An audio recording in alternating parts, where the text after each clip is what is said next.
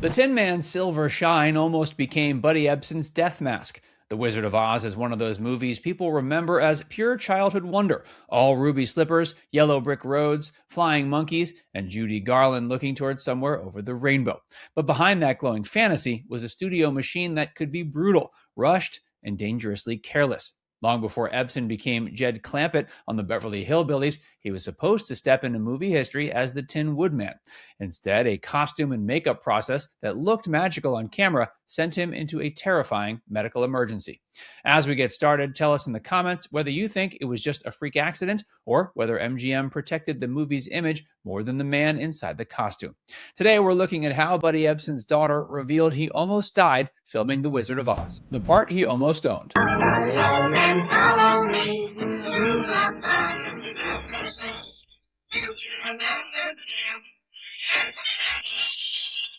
Buddy Ebsen walked into The Wizard of Oz with exactly the kind of physical comedy MGM loved. He was tall, lanky, musical, and loose enough to make dancing look like his bones were working on a delay. At 6'3", he did not move like a typical leading man. He moved like a cartoon brought to life.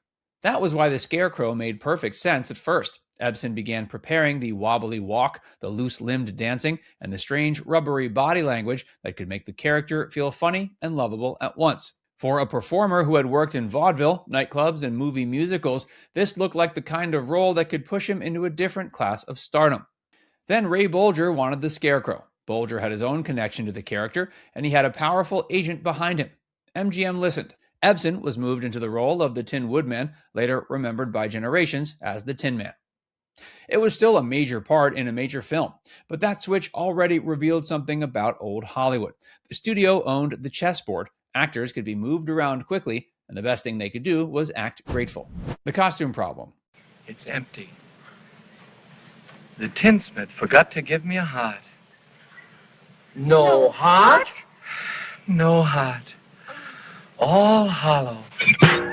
The Tin Woodman costume was trouble from the beginning. The first version was reportedly stiff, bulky, and painful. It had to make Ebsen look like a man made of metal, but it also had to allow him to dance, bend, walk, and perform under punishing studio lights. That was a tall order. His daughter Kiki later described the early costume as being made with pieces that pressed into his body in awful places. For a dancer, the problem was not just discomfort. If the costume fought every move, the whole performance suffered. The design eventually changed, but the danger did not go away. The studio still needed him to shine like polished metal. MGM wanted the fantasy to look perfect, and that meant the makeup department had to find a way to turn human skin into silver. The answer looked good on camera. It just happened to be quietly poisoning him.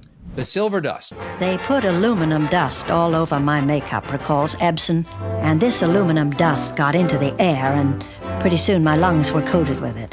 One night I took a breath and nothing happened. They got an ambulance for me and got me down to the hospital. The makeup started with white clown makeup. After that, fine aluminum powder was dusted over Ebsen's face and hands to create the bright metallic effect. At the time, people around the production reportedly thought the powder was harmless.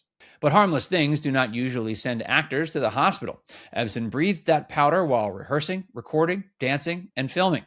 It was in the air around him, and under the hot lights, the makeup had to be reapplied more than once. So it wasn't just one bad makeup test, it was repeated exposure. Each touch-up meant more aluminum dust near his mouth and nose. Each day added another layer of risk. Ebsen began feeling the effects on set. He cramped up during shooting and started having trouble breathing. Still, he worried about speaking up because the production already had problems. In that world, being seen as difficult could cost a performer everything. The night terror. And after just a few days of inhaling this real aluminum powder, well, he had trouble breathing. Now, the production was way behind schedule, and Dad did not want to complain of his growing discomfort, so he pressed on. But after a week of inhaling this powder, the breathing problems were becoming worse and his joints were starting to cramp up. Then after 8 days, he woke up in the middle of the night screaming, "I can't breathe." And his fingers and toes now had curled back on themselves, and He thought he was dying. After about 10 days of shooting, the situation broke wide open. Ebsen woke up in the middle of the night and could barely breathe. His fingers and toes cramped and curled back on themselves. His body was sending a message no studio executive could ignore. He was rushed by ambulance to the hospital. Ebsen later described the fear of that moment in plain, frightening terms. His lungs felt as if they had been coated with glue, and he wondered if he was dying. Doctors discovered the aluminum dust had damaged his lungs and kept his body from getting oxygen the way it should. He spent 2 weeks under oxygen and then needed additional weeks to recover before he could return to normal life. The bitter twist is the Tin Man was supposed to be the character searching for a heart, but the actor playing him was losing his breath because the silver illusion had become physically dangerous. Replaced and rewritten. That was a very painful time, and I'm sure everybody knows a lot more than I the troubles that they had filming that movie. And it was right after Dad was let go that they changed directors, they changed the color of Judy Garland's hair, and they just did a whole makeover. While Ebsen recovered, MGM moved on. The production couldn't wait indefinitely, and Jack Haley was brought in to play the Tin Man.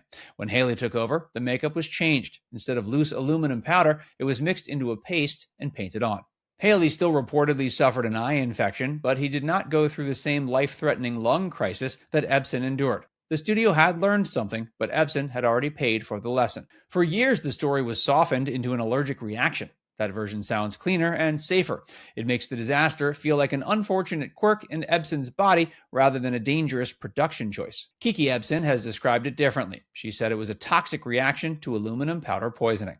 One version protects the myth, the other points to the risk behind the magic. The ghost still singing. And one of my favorite lines of his, and I have it in my show, is that Vanity Fair did an interview with him later in life, and they asked him how he'd like to die. And he said, preferably with a stand-in. Ebsen disappeared from the screen, but not completely from the movie. He had already recorded material before he was replaced, and pieces of his voice reportedly remained in group vocals. So even after Jack Haley became the Tin Man, everyone recognized a trace of Buddy Ebsen still moved through Oz. That makes the whole story feel stranger. The audience never saw him follow Dorothy down the yellow brick road, but part of him was still there, buried in the soundtrack like a ghost from a version of the movie that almost existed. The Wizard of Oz had other dangerous behind-the-scenes stories too. Margaret Hamilton was badly burned during a Wicked Witch scene. Bert Lahr's cowardly lion costume was brutally hot and heavy. The movie looked like a dream, but making it was sometimes closer to a survival test. Ebsen eventually found his way back. Disney gave him a fresh opening, the Beverly Hillbillies made him a television icon, and Barnaby Jones kept him on screen for years. But his Oz story never lost its sting. He didn't lose the Tin Man because he failed, he lost it because the role nearly killed him. Now it's time to hear from you. Do you think Buddy Ebsen's Tin Man nightmare was simply a terrible accident, or does it say something darker about the way old Hollywood treated performers when a major movie was on the line? Let us know in the comments section below.